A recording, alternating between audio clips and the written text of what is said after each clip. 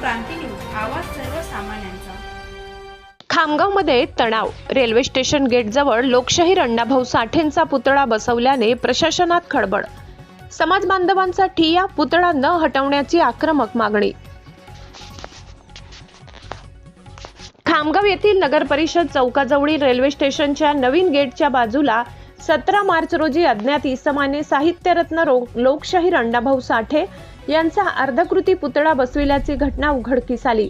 या प्रकारामुळे प्रशासकीय यंत्रणेची मोठी धावपळ उडाली असून शहरात काही काळ तणावाचे वातावरण निर्माण झाले होते।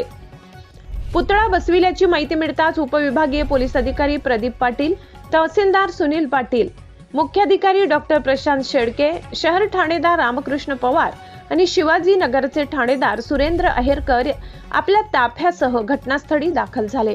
विनापरवाना पुतळा बसविल्याने कायदेशीर पेच निर्माण झाला असून प्रशासनाकडून पुढील पावले उचलली जात आहेत। आंदोलकांचा आक्रमक पवित्रा। दुसरीकडे हा पुतळा कोणत्याही परिस्थितीत हटवू नये या मागणीसाठी समाज बांधव मोठ्या संख्येने घटनास्थळी जमा झाले। यामध्ये महिलांची उपस्थिती लक्षणीय होती। अण्णाभाऊ साठेंचा विजय असो अशा घोषणांनी परिसर दणाणून गेला होता। समाज बांधवांनी घटनास्थळी ठिय्या मांडल्याने परिस्थिती संवेदनशील बनली होती। तहसीलदारांचे आश्वासन।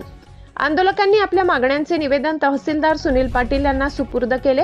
यावेळी बोलताना तहसीलदारांनी सांगितले की मिळालेल्या निवेदनावर गांभीर्याने विचार करून योग्य तो कायदेशीर मार्ग काढण्यात येईल।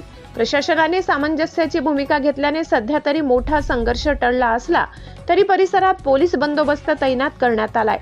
पुतळा नेमका कोणी आणि कधी बसवला याचा शोध पोलीस घेत असून या प्रकरणाकडे आता संपूर्ण लक्ष लागले आहे। महाराष्ट्र क्रांती न्यूज साठी अकोला जिल्हा प्रतिनिधी इम्रान खान। अशाच नवनवीन बातम्या पाहण्यासाठी आमच्या महाराष्ट्र क्रांती न्यूज या YouTube चॅनलला लाईक करा, सबस्क्राईब करा आणि बेल आयकॉनला प्रेस करा।